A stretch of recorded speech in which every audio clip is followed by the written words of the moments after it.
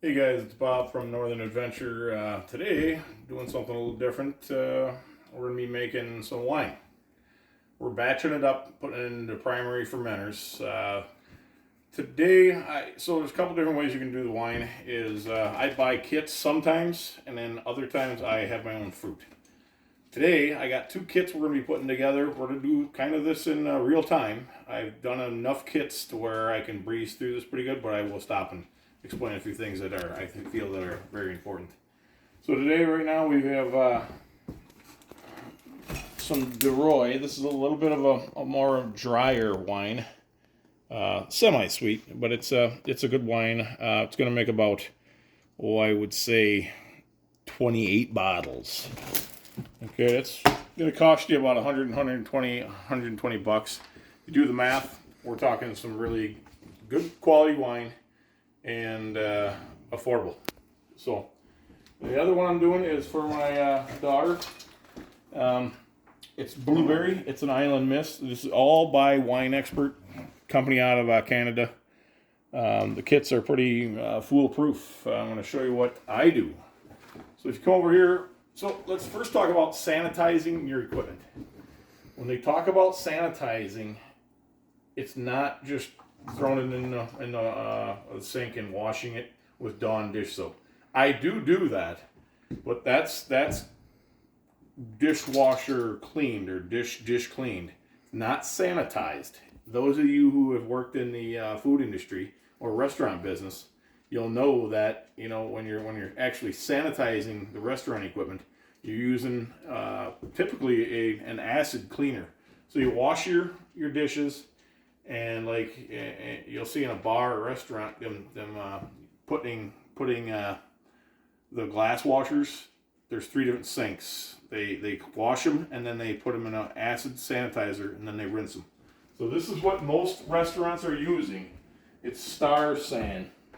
It's an acid sanitizer, surface sanitization. So I've washed all my buckets, my 2 6-gallon buckets, and all the equipment that I'm going to be using today, I've washed.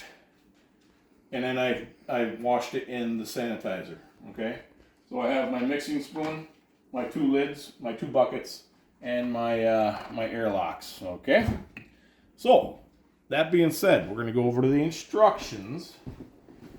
And it's going to tell me right away to wash and sanitize all your equipment. The second thing is to put 8 cups of hot water in the bottom of your primary fermenter and add the bentonite. That's here. Well, first of all, we're going to do this one first. We opened up this Island Mist, the blueberry, and it comes with all your stuff you're going to need. So you got your bentonite, your sorbate, your yeast, which is kind of important, your Chisit stand, and your Kiesel. So a few of these are going to be used today, and then in a couple days we're gonna add some more stuff. So I gotta get the 8 cups of hot water in each of these primary fermenters. I'm not gonna measure that 8 cups. I'm gonna get a little bit in there, and I'm gonna stir that up good. It doesn't really break down the greatest, so I stir it for a little while, break that down as much as possible, and then we're gonna go on to the next instruction. Okay.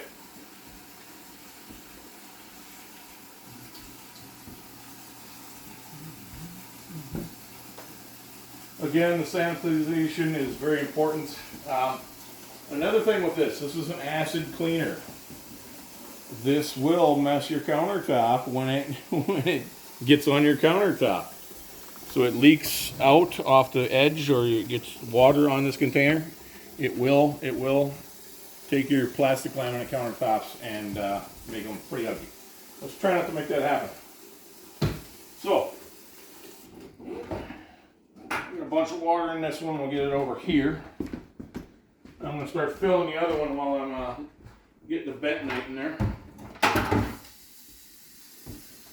So, I'm going to get my bentonite like it told me. Bentonite, mix it well. And if you want to come over here with that, I don't dump it all in one clump. And I'm just going to stir that up in there. We're going to go to stirring that and stir it quite a bit. Just keep stirring. Keep stirring. The directions for both wines are going to be very much close to identical. The other kit does have some oak chips that I will be adding to that today. I think that's close to good enough. And go get our other primary fermenter. I'm filling it with hot water right now. Let's put it in my other chair over here.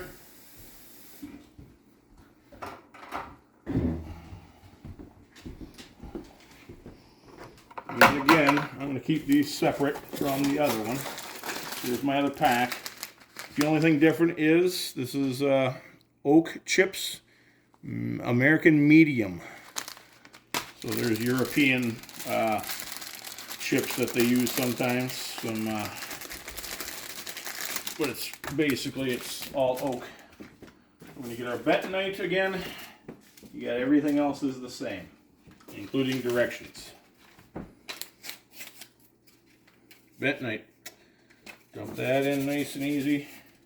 Again, I'm doing 2 kits at the same time, so I'm going to try to keep this as organized as possible. Stir this one up good. While I'm stirring this one, what's our next thing? Pour contents of the juice bag into the primary fermenter. Then I rinse the bag to get all the juice out.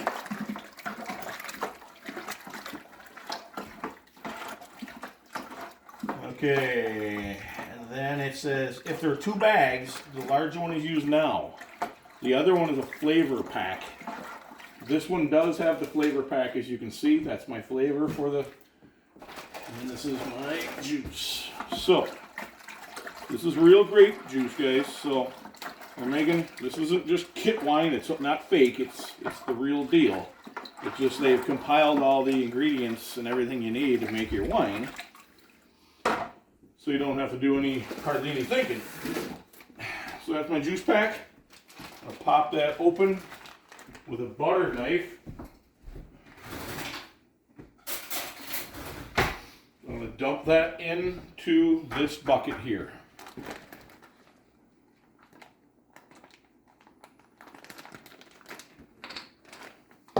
And smell that flavor. My gosh. We'll dump that in there. Then I'm going to rinse the bag out with some good water, clean water, right off the tap. I don't live in the city. I don't have any chemicals in my water. I live on, so this is well water, and it's good well water.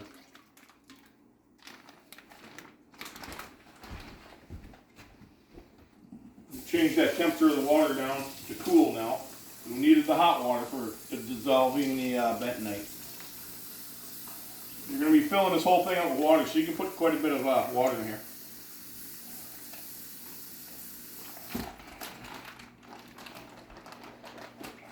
Okay. Get all that juice in there.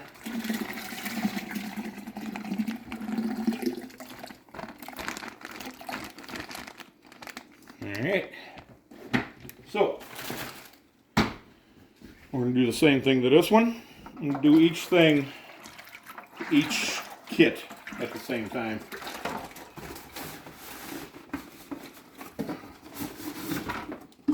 This one does not have a flavor pack, but there's a lot more juice there. It's a higher quality wine.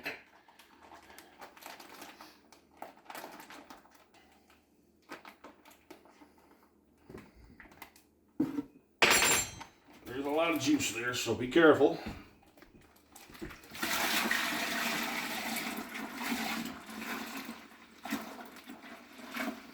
We'll rinse that bag.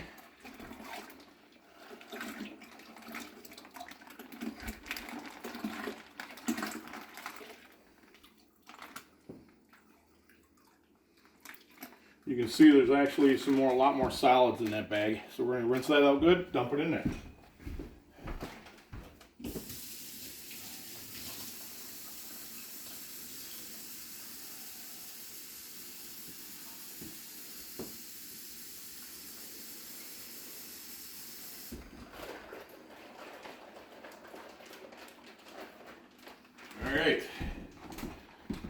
that bag all in there. All the residual juices. Now, that's our next direction. Top up primary. Top up the primary to the 6-gallon mark with good quality, cool drinking water. Okay, so we're going to do this one first. Get that filled up.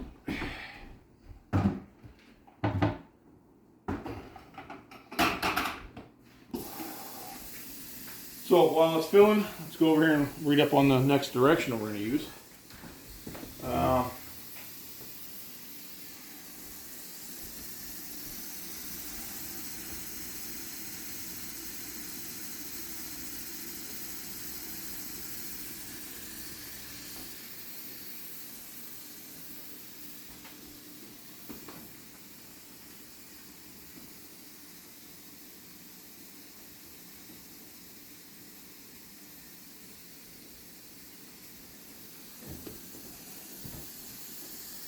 I'm going to open these directions up for the other one because I think I got to add the chips.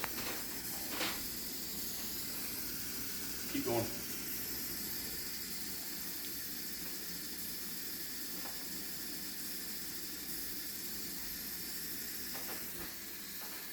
Okay, so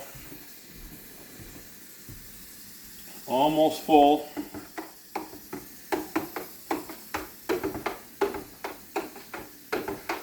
There's a little mark in here, you can see it. And this ring right here is your 6-gallon mark. So most of your buckets are gonna have an indicator. Most of your wine and beer making buckets, I should say. These are specific buckets for wine and beer making. We're almost there. So in this specific kit, we are going to be adding oat chips. So we're going to be putting the yeast in a few seconds. Stir that up.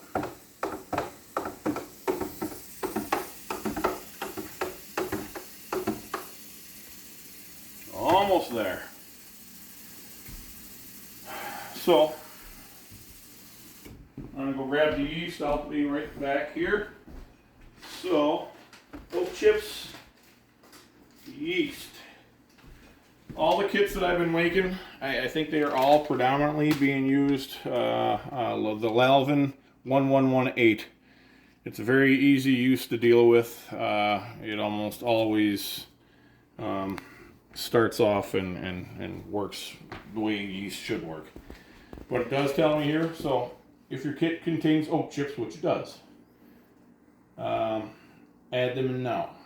Then you sprinkle in your dry yeast. So, I'm gonna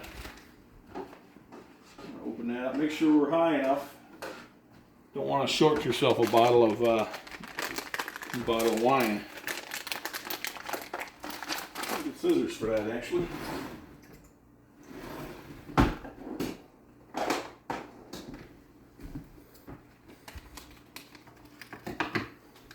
Just sprinkle them in.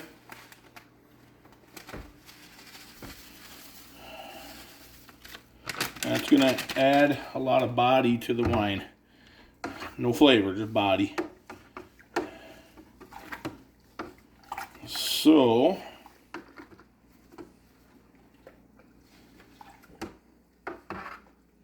it's going to soak up and probably end up at the bottom of the primary fermenter anyhow. So, but I do like to stir that in a little bit, make sure it's not sitting on top of the bubbles. I'm going to add a little more water.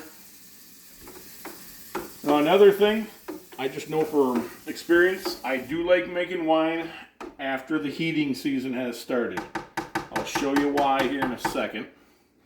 I'm going to stir in, I'm not going to stir in my yeast. I'm going to let it set right on top. You can pre-start your yeast with warm water, a little sugar, in a bowl, but I don't. This stuff always starts. As long as you're in a warm enough room, if you want to come over here and take a look at the yeast going in, you just sprinkle it on top. And we're done with that. So just verify. Oak chips, sprinkle dry yeast in. And so you can place a loose fitting lid on. I seal that lid. It's kind of heavy, so I seal the lid.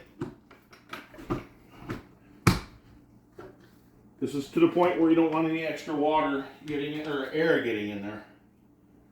Then I fill my airlock to the proper mark.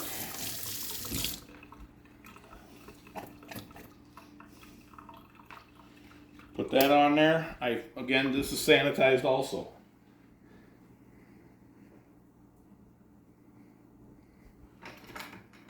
And it's done. So I carry it over to where I'm going to leave it.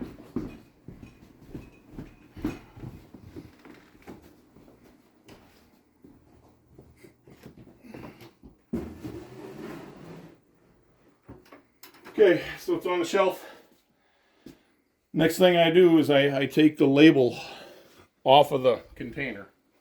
And I put it over by, I see what it is. I tear that off. And I take all my other things that came with it. And I put it over there by the, on top of the lid so I don't mix anything up. So we'll go back over here. Now the reason I like doing it in the wintertime is, so I just leave that up there, is I got wood heat going, okay? And it gets it nice and warm in the room. So therefore you need, I think it's 68 to so many 75 or 80 degrees. It keeps it nice and warm in here. This is going to ferment really fast and the airlock will start bubbling and it's pretty cool. So I'm going to go over to the other kit and get it the rest of the way finished up to the point where this one is. So let's go over there quick. The only thing I'm doing different here, I know for a fact that this is a 6% alcohol wine. I want it to be 10%. Otherwise it almost like Kool-Aid, right? So I do use corn sugar. I use 4 pounds for this whole container, and it's going to bring the alcohol content up to about 10%. The other wine is at about 11 to 13% already. So I don't add any more sugar to that. So the only thing we're going to do, like I said, different, we're going to put that in as we get this filled up.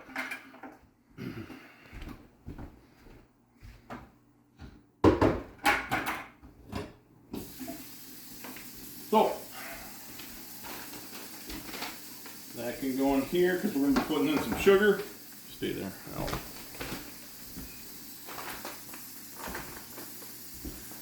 I have my yeast and I have my sugar. So we're going to fill that up the rest of the way. Put the sugar in now. You could test it with a hydrometer. I don't need to because I've done this enough. I know it's going to bring it to exactly 10% alcohol content. Once the yeast eats up the sugars, this will equal 10% alcohol by volume. This is a corn sugar. It's almost like a powdered sugar. So it dissolves really nice. Instead of granulated sugar, you'd sit there and stir it forever just trying to get the sugar to dissolve. This is already dissolved here in about 3 seconds.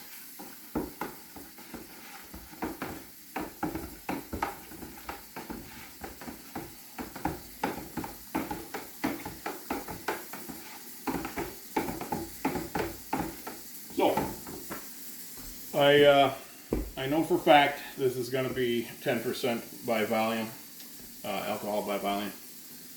And this is the blueberry flavored wine. Now, this at a later date will be put in there for the flavor, my flavor pack. And the other items will also be added at a later date as instructed in the instructions. Very simple process. The only problem, I'm going to shut that water off quick. The only problem I've had in the past is when I first started making wine, just getting your bottling process down pat. My wife and I have it pretty well organized at this point. We don't spill that much. I have a floor corker. You know, when you buy an initial kit, say, for making wine, you're going to get a hand corker. I've upgraded to a floor corker. It was about $75. And it's a big stand I set it on my table. When we go to bottling, I will video that also. Simple process. Again, sanitization of your equipment, very important. Bottles, all the equipment you're transferring with. I have another primary type of bucket with a spigot on it. So once it goes from here, and in a few days, I don't even know, I think 14 days, I believe, I'll transfer it to the secondary carboy. It's a glass or plastic carboy. And then I'll add some other things to it per the instructions. And then when it's ready to bottle, I will put it in another plastic container like that and siphon it off all the lees. They call it the lees that sits on the bottom. It's all the waste product in the wine, and then the spent yeast. And then we'll bottle, and we'll show you the guys that process. And then we just make simple labels. We don't get real fancy with our labels anymore. But needless to say, this process is done for the day. I can let it sit for 2 weeks now and go on to the next process. It takes about 30 days to make our wine. And the sweeter wines, I'll drink right away. And sometimes I'll even drink the drier wines right away. Some of the real dry wines, they recommend you let them set for at least 30 days. But they'll last a year in the bottle without any problem. But so hey, if you got any comments or questions, go ahead and leave them in the comments on my channel. I'll definitely answer if you need anything answered. Otherwise, like and subscribe, please. Have a nice day, guys.